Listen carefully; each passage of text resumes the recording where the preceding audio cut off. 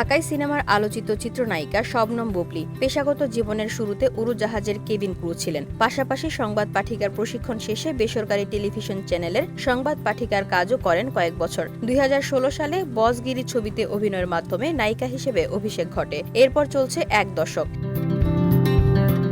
এই সময়ের মধ্যে অভিনয় করেছেন ২৩টির মতো চলচ্চিত্রে। সুপারস্টার শাকিব খানের সঙ্গে দাম্পত্য জীবনে বিচ্ছেদ ও তার বলয় ভেঙে নিজের মতো করে ক্যারিয়ার প্রতিষ্ঠা করতে কাজ করে যাচ্ছেন এই নায়িকা। তবে বুবলী তার সিনেমার চেয়ে ব্যক্তিগত জীবন নিয়ে বেশি খবরের শিরোনামে থাকেন। বর্তমানে ভারতের সীমান্তবর্তী এলাকা শেরপুরের নালিতাবাড়ি এলাকায় শুটিং করছেন নতুন চলচ্চিত্রে। সিনেমার শুটিংয়ে ব্যস্ত থাকা এই নায়িকা এবার হুট করে জানালেন ভবিষ্যতে কৃষিকাজ করতে চান। বুবলী তার ভেরিফাইড ফেসবুক পেজে এক পোস্টের মাধ্যমে সেই ইচ্ছার কথা জানান।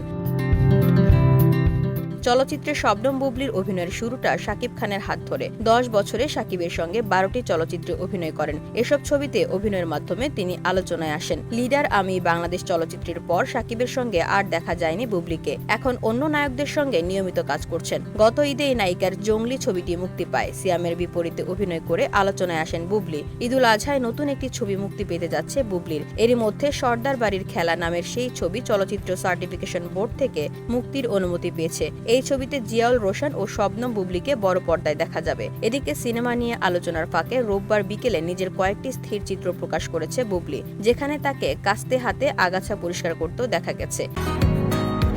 বসুন্ধরা, উত্তরা, বনশ্রী, কুড়িল ও বাড্ডা সহ রাজধানীর বিভিন্ন স্থানে অভিজাত ও অত্যাধুনিক মানের ফ্ল্যাট কেনার এক নির্ভরযোগ্য প্রতিষ্ঠান প্লেজেন্ট প্রপার্টিজ লিমিটেড।